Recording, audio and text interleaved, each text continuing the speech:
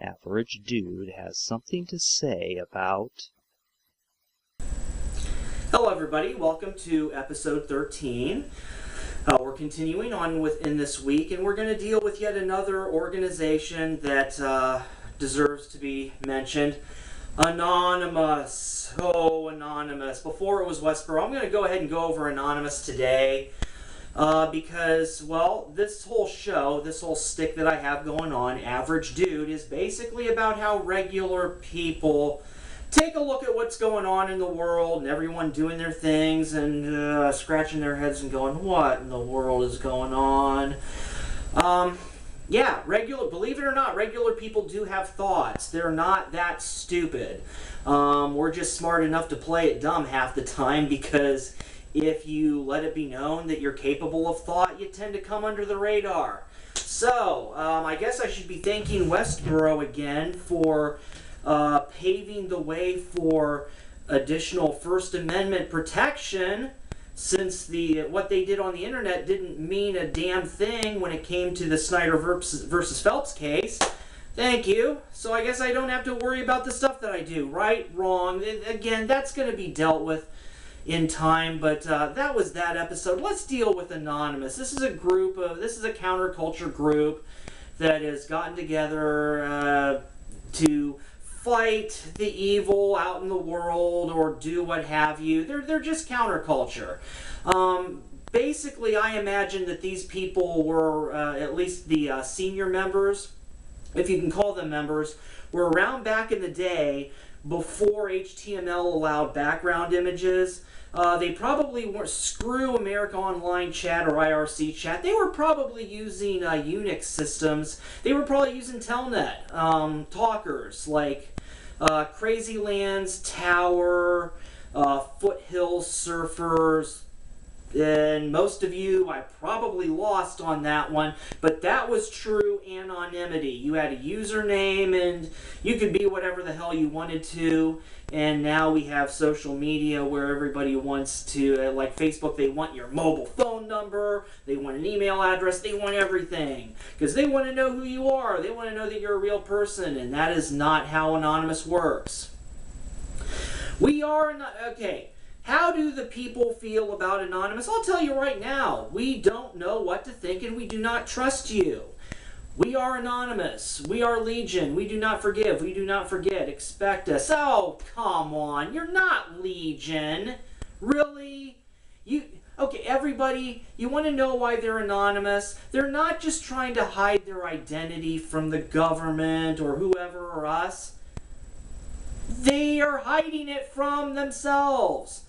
They don't trust themselves. They don't even trust each other. Legion, you know, that situation in the New Testament of the Christian Bible, Mark chapter 5 and Luke chapter 8, I believe, both dealt with it, where this dude was completely possessed by a whole bunch of demons. Okay, Legion was a whole bunch of demons working together. You are not Legion. That metaphor completely fell on its ass.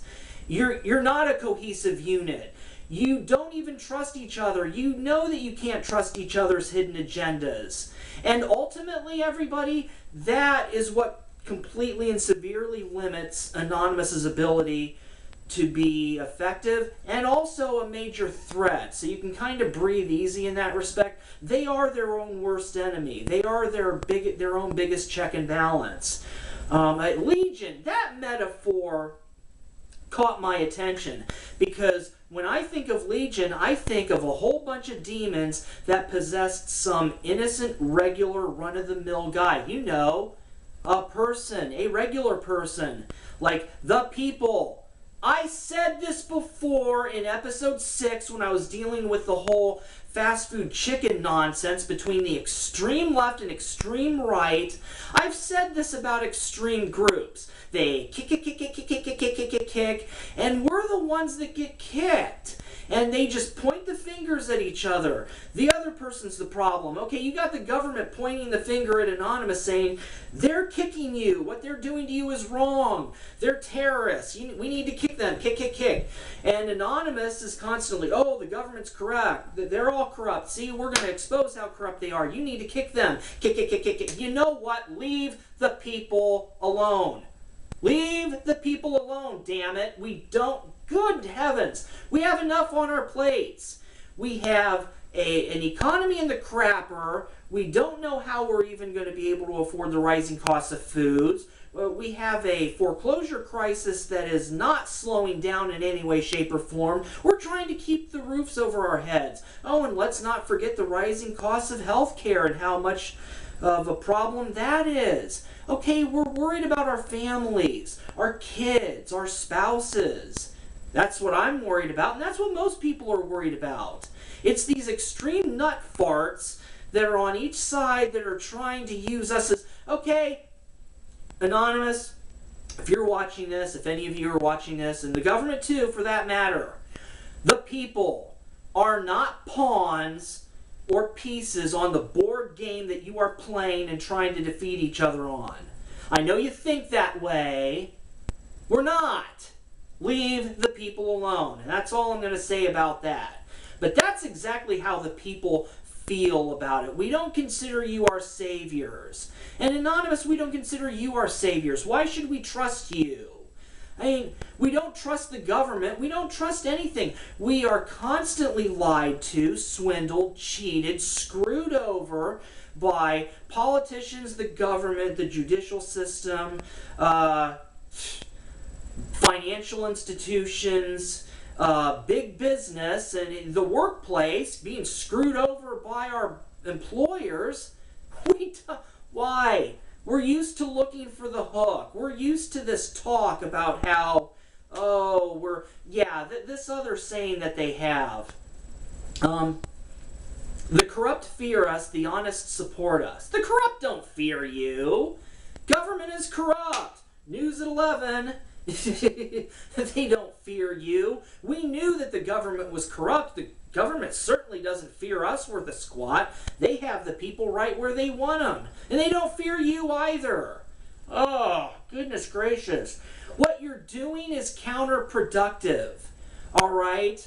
Half the time you're throwing out those videos where we're going to deal with you, and you haven't. Scientology, that was one of them that Anonymous was going to deal with. What happened there? Still waiting. Supposedly you had a protest outside. Yeah, that's obviously solved the Scientology problem. Finish what you started. You're counterproductive. That Westboro hack on the David Parkman show was a good example. For those of you who watched that one, it's still all over the internet, but it's been edited. The reason why it's been edited is because Westboro, they broke the law. Shirley Phelps Roper was on, and Anonymous was on, and then Anonymous was tired of hearing Shirley do her thing, hacked the website, yay, hacked a web server, ooh. But the Phelps family and the Westboro Church, they didn't understand the technology. They do now. Anonymous showed them a weakness, and what happened was Shirley lost her composure for a little bit. Anonymous mentioned a fairly specific money amount, and that caught my attention. And it didn't take long where that video was edited all over the place. I'm sure because Westboro didn't want that out there. And again, Anonymous, you broke the law. So the video has been edited. It's been largely forgotten, I'm sure. But what did it accomplish? They strengthened themselves. Westboro isn't stupid. You might as well have done pro bono work for them. Pro bono information security consultants. Hey, Westboro, we think that you're not capable of protecting yourself from us when it comes to your web servers. Hey, we'll just hack it and show what the weakness is, and then we won't do anything else. That way you can get your stuff together and strengthen. And they've changed tactics. They're using social media very intelligently. So congratulations, Anonymous. You made them stronger. Finish what you started. God.